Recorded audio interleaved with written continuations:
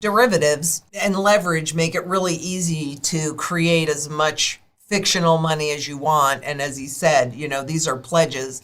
These don't necessarily mean that they have to back those pledges up with money.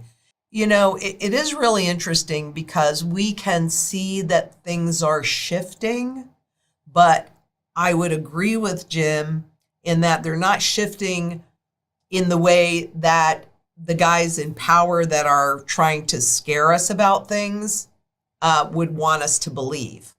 And the cost to do that is frankly astronomical and could be used to push us into the new system that they have in mind. But I don't think it's fully ready yet. The CBDCs, we're looking at social, economic, as well as financial. So, when you can create as much money as you want by growing debt, well, the reality is what goes up must come down. And I think we're already seeing that debt bubble popping in that global central banks are really out of their tools. They don't have any tools left. They can't raise rates into the face of this massive debt. And, the Fed is going to speed up his tapering, which means just buying a little bit less of mortgage-backed securities and treasuries. And the markets don't like that. You got to look at who's really running the show, because much as we want to think that it's the central banks and the governments that are doing that, I'm personally not real sure that it isn't the traders and Wall Street that are dictating it. And I think what we're seeing right now with what's happening actually on a global basis is that traders are testing the limits of what they can get out of the central banks. And it's really interesting between the cryptocurrencies testing those limits and the traders in the markets testing those limits.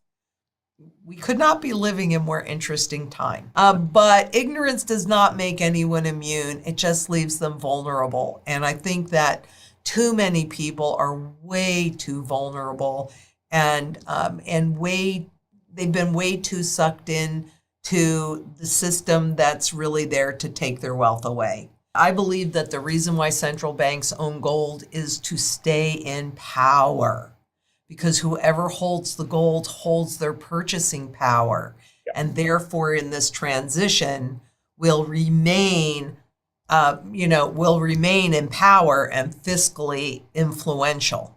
And that's exactly the same reason why everybody needs to own gold. Yes. And become their own central bank. I mean, I'm definitely my own central bank, because I want to remain free. I want to remain in control of my life. And if everything that you hold is inside of a system that's easily monitored and easily stolen from you, even right in front of your face. I mean, when the stock market, if you own a whole bunch of stocks and the stock market drops, so too bad, so sad. What are you going to do about it, right? But when you look at what the Bank for International Settlements, in their report that they did, it was either 2019 or 2020.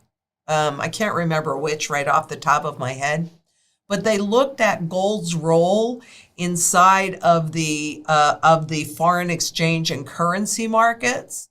And I don't remember all the conclusions off the top of my head, but there were a few that I really liked a lot. And one was that gold is the only financial asset, these are their words, the only financial asset that runs no counterparty risk. And another one of my very good favorites is that gold held at home runs no political risk. Yes. They also state that it has been empirically proven to protect against inflation and be the best hedge in a crisis. That's their conclusion, the Bank for International Settlements. So that's why central banks hold it, and that's why everybody needs to be holding it. It is portable wealth.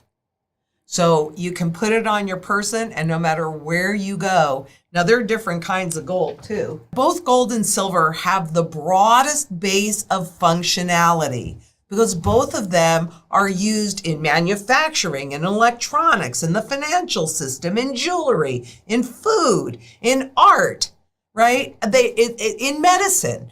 There is a use that they have never figured out how to duplicate the attributes of gold and of silver in any lab. So they can't duplicate what this does. Whereas when you're looking at fiat money or financial instruments, stocks or bonds or any of that, it's used in one area. It's got a limited base of buyer. So what do you want in insurance? Do you want something that has the broadest base of buyer in all of those areas? Or do you want just in one area? We could seriously see it go up, 3,500, 5,500%. Yeah. And that would not be outrageous because that's how they reset a currency when all confidence is lost, and then they put gold behind it. So, it will make all of that look like chump change. Additionally, there was a recent report that was just put out by gold.org, and according to their studies and their surveys, gold is the most liquid of all of the markets, more liquid than treasuries and other government bonds. The only thing that they said was more liquid was the S&P 500, and it wasn't by much, and that's only for now. Because all of that debt that you were talking about, and there are all sorts of, ways to leverage these markets. Well, they have to keep this bubble floating, and they're out of tools. They're absolutely out of tools. Can they really raise interest rates in this environment? Now, for 1,000 reasons, they can't. Every time a central banker prints new money, the money that's already out in circulation loses a lot of value.